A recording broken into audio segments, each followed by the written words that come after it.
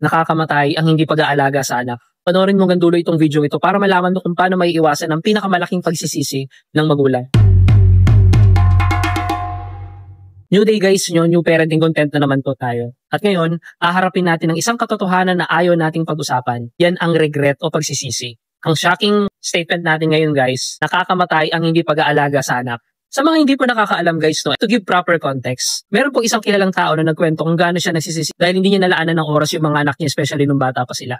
So hindi ko na lang papangalanan guys, Sabi niya, mababalik lang daw yung panahon, mas pipiliin niya ang bonding moments kasama yung mga anak niya. Kasi guys, dahil sa accomplishments niya, nakilala siya, tumikat siya, dumami yung pera niya. Kung iisipin natin guys, hindi masama ang mangarap. Wala rin naman tayong pinagkaiba sa nasabi kong kilalang tao. Kahit ako mismo guys, may mga times na pinipili ko ang goals ko, pangarap ko, trabaho ko, negosyo ko, kaysa sa makasama ko yung anak ko. Na may mga times na hindi ko na pinapriority yung mag-ina ko. Na hindi ko naiisip na hindi ko na maibabalik yung lumipas na oras. Lumalaki yung anak ko eh. Hindi ko naisip din na sa lahat ng season ng buhay ko, kailangan kong piliin na makasama ng madalas ang mag-ina ko. Most of the time guys, akala ko guys sapat na yung nagbibigay ako ng pera kay misis. Na sapat na maging provider ako. Na basta may pagkain kami, may pambayad ng tuition, pambayad sa mga gastusin sa bahay, tapos na yung trabaho ko. Pero sa totoo lang guys, minsan ang gusto lang ng pamilya ko, particularly ng anak ko, yung presensya ko habang kumakain kami. Habang nagkukwentuhan kami, o nanonood kami ng TV na magkakasama, sumasayaw kami, kumakanta kami. Na kapag puro trabaho ang ginagawa ko guys, masasanay na ang pamilya kung wala ako.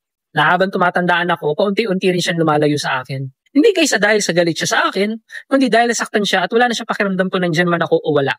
Para na akong hangin. Ito ang nakakatakot guys sa panahon natin ngayon. Ayokong hanapin ng anak ko ang validations niya sa internet o sa social media o sa mga magiging barkada niya. Dapat ang validation ng anak ko manggagaling sa amin mismo na magulang niya. Na kung may pagkakataon, ilayo natin ang gadget o laptop natin sa atin. Hindi kamustahin natin ang anak natin. Kasi guys, kapag nawala na ang intimate communication at emotional connection ng anak natin sa atin, nahanap nila ito online, nakakatakot na magresulta yan sa depression at worst scenarios, suicidal attempts. Dahil ang kawalan ng presensya natin na makakapatay sa mental health ng anak natin. Ang insurance ng anak natin sa posibleng depression ay sa pamamagitan ng oras na nilalaan natin sa kanila.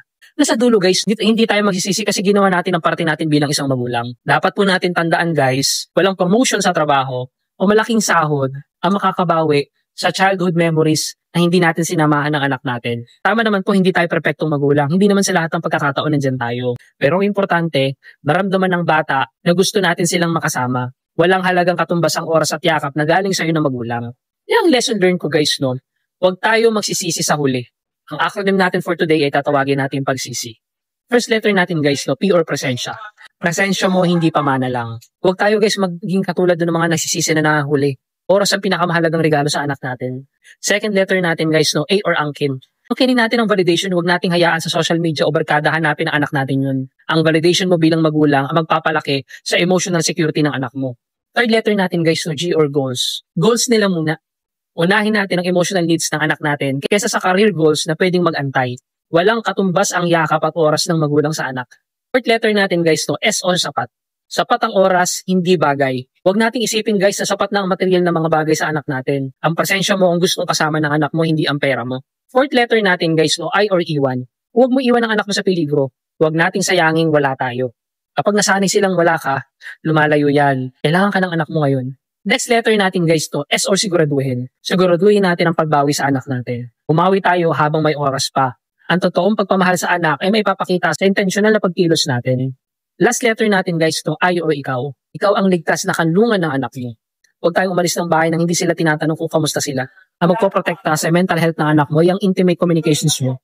Kaya tandaan natin daddies at mommies, ang sagot sa nakakamatay ang hindi pag-aalaga sa anak ay oo. Kung kulang ang presensya natin sa anak natin at hinahanap niya ang validations niya online o sa barkada niya. Diyan kasi magsisimula ang peligro na nabanggit natin kanina. Huwag nating hayaan ang trabaho ang sumira sa relasyon natin sa anak natin. Ngayon ang oras para piliin ang anak natin. Ikaw mami at daddy, anong simpleng aksyon ang gagawin mo ngayon para bumawi sa anak mo dahil sa oras na hindi mo nalaan noon? I-share mo naman ang commitments natin para makatulong sa iba.